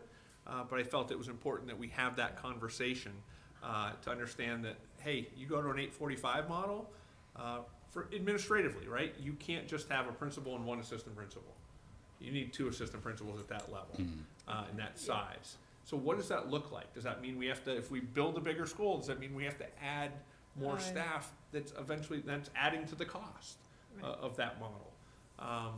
And basically, you know, the overarching view is that for the majority of the staff, it's just transference for the most part. There will be some certainly with service providers for special education, that we're gonna need, potential staffing. We don't know what that looks like yet, so we'll come here on the 22nd, have a big presentation for you that night, and then come back in February, where we're gonna need a decision in the February meeting to say, we want you to go with the option of 2-5. And then now we have the potential sites of Mendez and the middle at 2-5. And it's easier to go in reverse, right?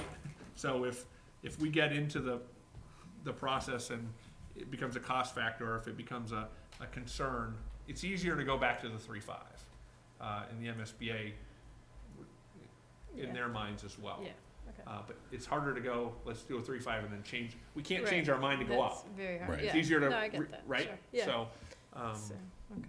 so we will have a really in-depth conversation with you about the benefits and challenges that we see from an educational standpoint, Okay. for sure. Good. And just to make sure Thanks. that costing slide is clear. Mm-hmm. So, two things to note. Those are construction costs only, so Mm-hmm. not the soft costs of designer fees, OPM fees, furniture, all the other finishes, stuff like that. Does that get reimbursed? Is that part of the whole package? Yes, Okay. yes, so those are part of the whole package. So if you wanna throw out a number that's very safe, 25% is typically. 25% of this. Of that. another Would be the extras. 25% Yeah. would be the total, the total cost. Okay. It'll probably be less than that, but that's a good, safe estimate. So we're looking at top end, something in the low $80 million. 80 to 90. 80 to 90, is right. probably. Depending upon, It's site probably and- safe from the information we So have at this net point. zero, all that correct, stuff. all Okay. those things, right? So if you go to the top end, it's the 90, Probably right? 90, Net yeah. zero, everything, you Yeah. can count on Right. adding 15. And the net zero will color those, not to be punny because they're green right now, but we'll be able to color those more as we start to get into the weeds with our subs on that, based on our conversations we're gonna be having. So that's strictly a 6%. They said construction costs 6%, net zero is what the premium is, has no other basis on our project other than just saying 6%. Could be less, could be more, depending on where we wanna land and what we prioritize. Will you get a projection associated with that about what operational or energy savings you'd Yep. see? See whether it pays for itself or not over time? Yes. Okay. Yeah, I mean, and certainly if we're serious about the resolution we passed at the last town meeting, being one of the biggest buildings we'll have in town, we certainly don't wanna, put ourselves against the 8 ball and put stress on trying to, essentially, if we're gonna hold true to our resolution, it's certainly our best opportunity to make a biggest dent in that and do our, because certainly it's a lot easier to be more efficient on Right, this starting from construction scratch than project. trying to And try to undo take a it. building like this and say, hey, we're gonna do this, Right. that, and the other thing, Right. from a cost and an effectiveness perspective, so. Right. But we'll see, I'll be interested to see where we collectively land. And I wanna hear from not just the zealots, right? I'll Right. affectionately call them zealots. I mean, obviously our sustainability coordinator, our sustainability committees are gonna be like, yeah, let's put the needle way over there. I'm one that's probably wanted to put it, but what's the appetite for the community? Where's our priority? Right. And that's where I think we have our work cut out for is how do we Getting it passed. get that input? Right, that's the main thing.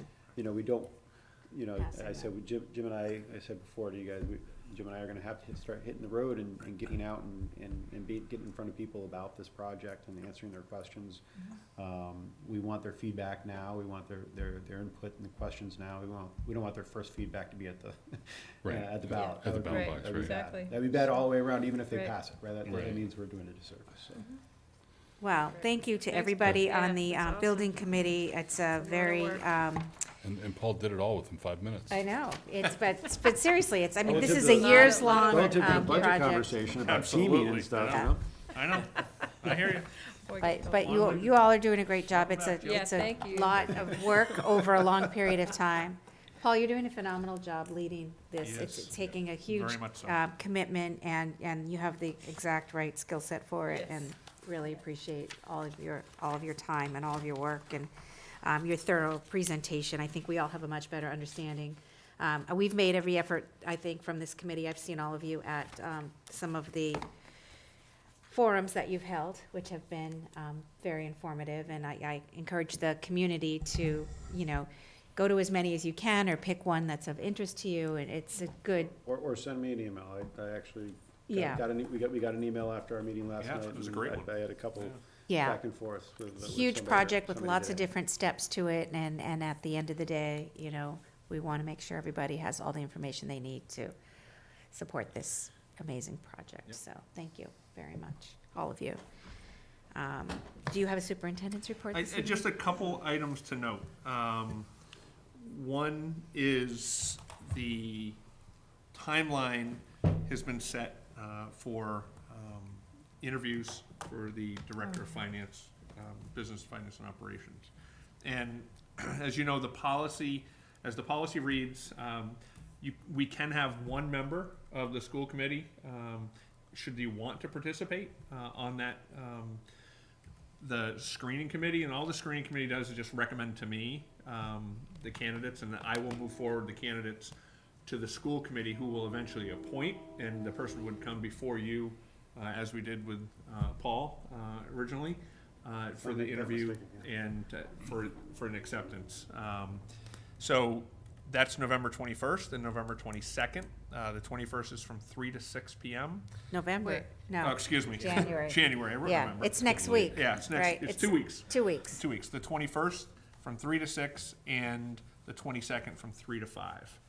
The 22nd is our meeting, obviously school committee meeting, but, so we have 5 candidates that we had, I think, 17 applicants, and through the weeding process and making sure people are certified and have all the qualifications, we're going to interview 5. So the team is currently made up of administrators, central office personnel. I've outreached to the ASHPAC to have a member on the board there participate. They've yet to confirm that they have the availability to do it. And then we have a parent volunteer as well. Did you reach out to Michael and? I did not. They're not on the policy. They're not part of that group. But my intention is on the second go around is to have the person come in with me and meet stakeholders, town finance committee, town people, et cetera. So would it be a violation of policy for them to at least sit in on? They could sit in. I'll let them know when we're doing it, but it's not. My intention too is to actually sit back and watch, not to actually do the interviewing myself until the second round. Okay. Yeah. But I wanted to make sure we obviously follow our policy with regard to those certain positions. And it says superintendent may, so I don't need to have, if no one wants to step forward from the school committee, you're gonna get your chance because they're gonna come before you. Doesn't say it's required. We just send you an email and let you Yeah. know what. Yeah, you could just send me an email and say, Can you just tell me the time again, Jim? sure. On the So, November. 21st. First timeline, the- January, jeez. It's 2020. January, 21st from 3 to 6 p.m. And on the 22nd from 3 to 5 p.m. So they're 45-minute interviews, so 3 on the 21st and 2 on the 22nd. So, Yeah, I didn't think I could do it. I'd like to do it, but I can do it. I'm away the week prior, but I'm back that Yep. day, and I could do if nobody else wants to. Yeah, I won't have Erin's the time away, to she do it. can't. Yeah, I won't have the time to do it those couple days. Anybody else If want to? I think it'd be great, Lori, if you want to. I was thinking I would, if the committee If thought you want somebody. to, yeah, if you want to, Kathy, I'm fine to not, but if you don't care, then No, I can. yeah. Paul's busy enough. Okay. I'm speaking for you, but if you really want to. Yeah. So does our policy require the school committee to vote to pick somebody, or is it up to you, Jim, to pick among? We vote that position. Wait, No, it no, doesn't- You the pick the policy- finalists, The- right? The position, but as far as us Right. participating. Oh, yeah, yeah, Screening yeah. committee, no, it's just. Yeah, It's sending them an email and Correct, and send doing me an it. email and I Because this is. Yeah, there's no, Yeah, so it's up to. We don't Jim have to pick. vote the Right. person. Okay, Okay. nope, all right. definitely not. He can pick between two. Right. Yeah, in other words, we don't have to choose, right, Paul? No, you do not. probably Other stuck than, Usually one way. choose the person who's not at the meeting. But so then if they're other not at the than meeting, that, they might. I don't have a report. I do want to publicly state that I thank the committee wholeheartedly for being patient and allowing me to go through the process I needed to go through with Maynard. And I think I benefited a lot from going through the process as, you know, as an individual, as a superintendent, and to recognize, and I wrote this in my email, to recognize the fact that we've got something really good here, and to see how other organizations function and work, and to realize that the team we've built and the momentum that we have and the challenges that still exist for us though here are phenomenal and yet really exciting. I remember, you know, I relayed this to you when I had the conversation about my family, with my family. It was important, and I left here on the Clocker Idle night and drove home, and I knew then, that night, that I wanted to stay here for the remainder of my career. And I woke my wife up, which is a bad thing to do when she gets up at 4 to go running every morning. And I said to her, I said, Jen, you know, this is how I feel. I've had my alone time, my thought process time, my 13 hours with the committee there, and I know in my heart this is where I belong. And I said, are you going to be disappointed? Thinking, you know, hey, you know, and her only comment was, professionally, yes, but personally, I couldn't be happier. And to me, that just was what I needed to hear from my own personal side. Yeah. So thank you for allowing me to go through that process and to give me that space to really work through my own thoughts. And not many communities would have done that, and I appreciate that. So I want to go on record, not only through my email, but publicly to say thank you. So We knew you'd come Well, on. we're I- so well- happy you're staying, Jim. you may have, but, you know, I mean, I for know. those who don't know about my draw to that community, Yeah. you'll never know how hard it was Yeah. Yeah, just to even go through that process. yeah, it That's was where I live. a That's very my community. difficult situation for Jim, you. I was, I saw you was struggling. there at Yeah. Clocker Idle, so was Yeah. Lori. Yeah, And I remember remarking, thinking, do you remember one of the two student MCs? Yeah. yes. Jill, I think, said, was just so casual talking to you across the way, like, Right. oh, Mr. Adams. No, how there was about no Mr. Adams. Or what did he call? She called you Oh, hey, Jim, right? Adams is here. She Yeah. said Jim, you Yeah, know, yeah. like, There's like no the Mr. kids know you. And I'm Yeah, I like, oh, how can he give that up? No.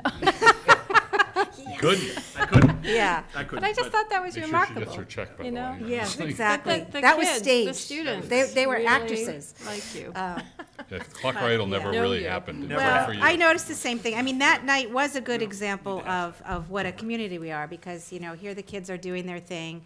They not only noticed Mr. Adams, but they acknowledged him, and they were so happy to see him. And they know him. You have school committee members in Yeah. the audience. We don't even have kids there. Yeah. I mean, you know, we all work together through this process, and, you know, everybody at this table. And so it's, you know, we're it's lucky to be able to continue working together. So I'm glad it worked out. I think my overall, just the weight and the relief, and really excited. I'm really excited to get, you know. Well, I would like to say publicly, too, that I totally understand. We understood what you needed to do. It was the town next door.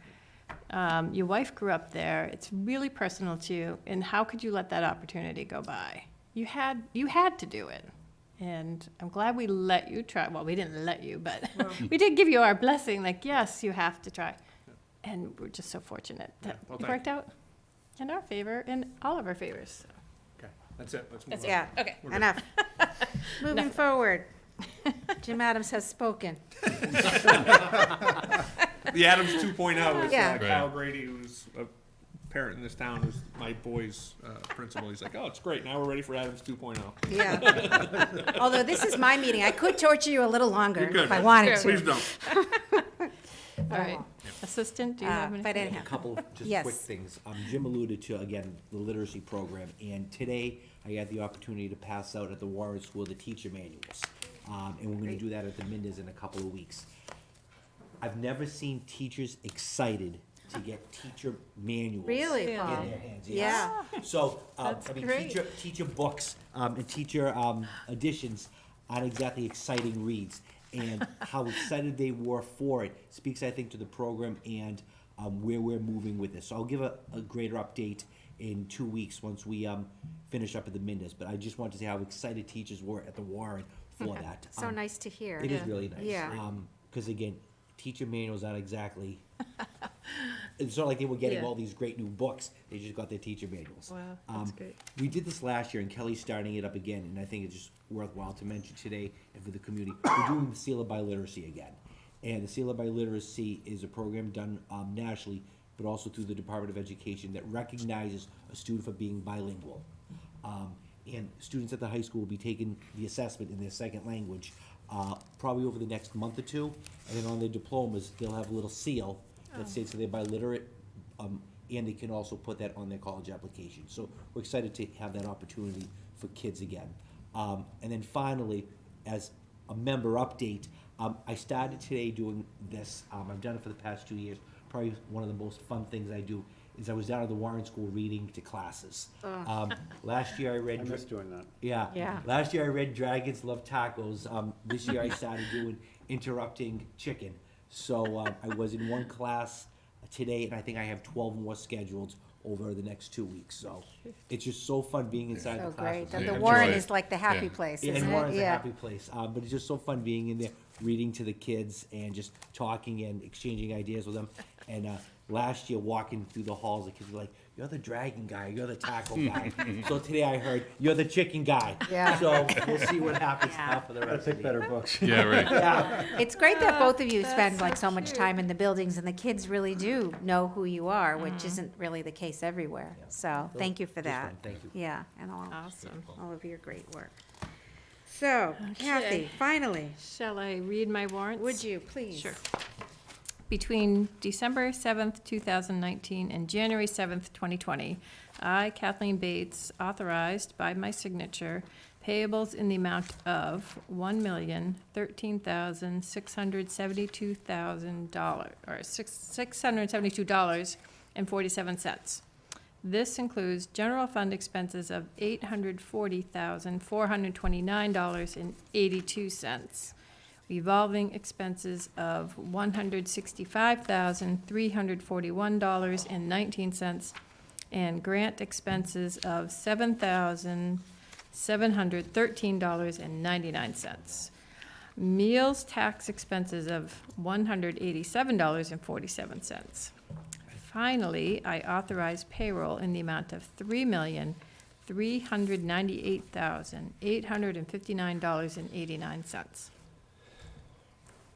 Thank you, Kathy.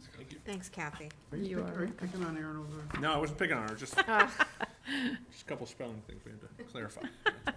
Will you kick Jim point I love- 2.0? I would be happy to, happy to. Maybe I could Rachel, hit the I'll gavel. throw him I love Rachel, I gotta get her name spelled correctly. That's all. Okay, minutes of December 11th, Yeah, and if we she wants have, her name we have spelled two. correctly, We she's have got- the she has to be executive here. session minutes, and we also have the regular minutes from So December the 11th. executive session ones. No, the we have to executive do session, in yes, executive are in session, Yeah, it, yeah. so, Right, so we could do we'll that. save those for the next time, Yeah. We because will we review didn't do those that. next time, yeah. And then the regular minutes, does anybody have anything other No. than the, Didn't, Couple I don't spelling. think I had anything. I No, didn't have any. no. no? All All right, right, so, we have a motion to approve those I'll December move to 11th. approve the regular session minutes of December 11th, 2019 as presented. Second? All in favor? Aye. Aye. Aye. And do we have gifts and donations this evening? We do.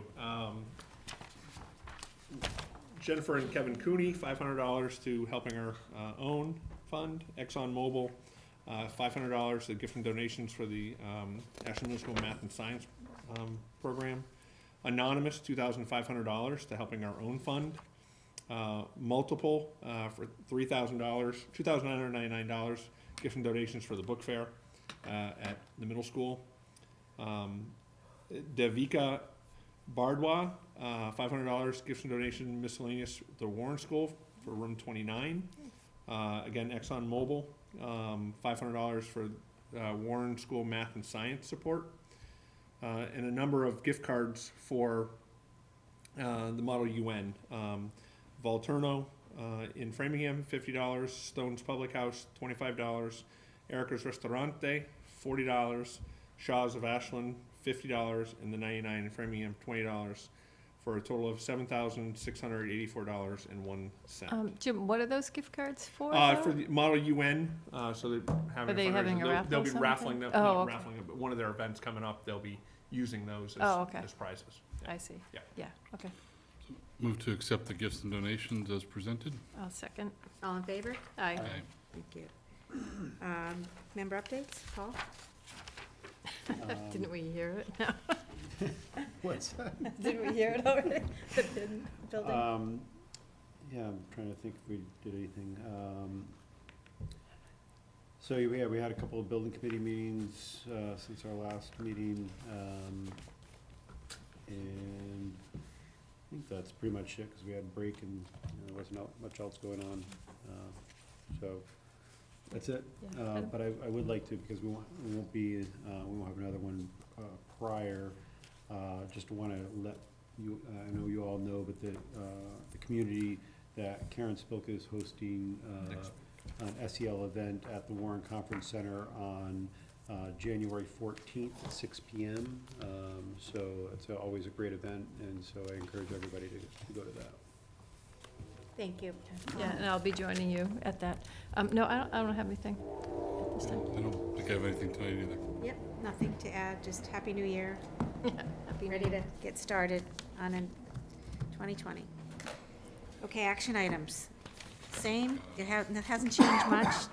Got some fees, district athletic, the Columbus Day discussion, Mindes academic study discussion.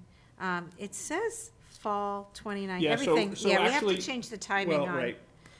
So actually, I should update you there too. Yeah. Mr. Kyra's gonna give an update on the process. Yeah. And what's occurred in the progress.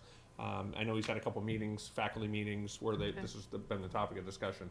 So he will come back, so next week, or the 22nd, will be a Mike Kyra night. Yeah, because we're going to talk about. The Mindes night, Okay. yeah. All right. 2-5, plus this topic as well. Plus that? Yep. Okay. All right, Yep. great.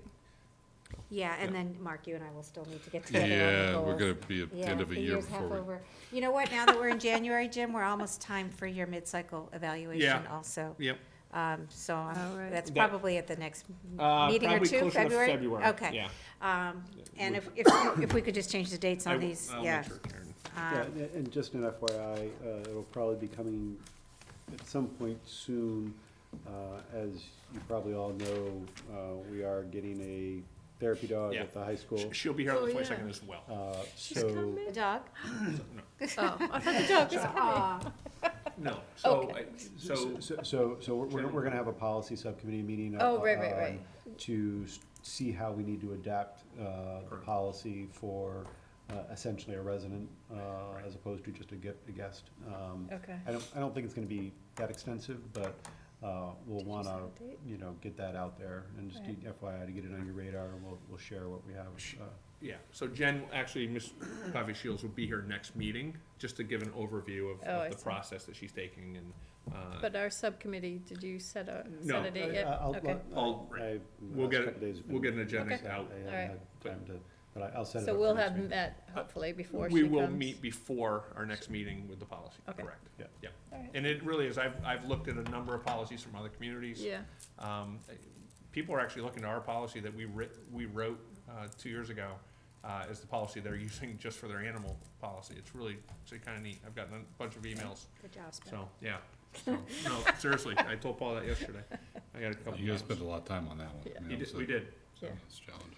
so that's that. All right, excellent. Yep. Do we have a motion to adjourn? That's it. So moved. Second? All in favor? aye. Thank Thank you, Miles. everybody.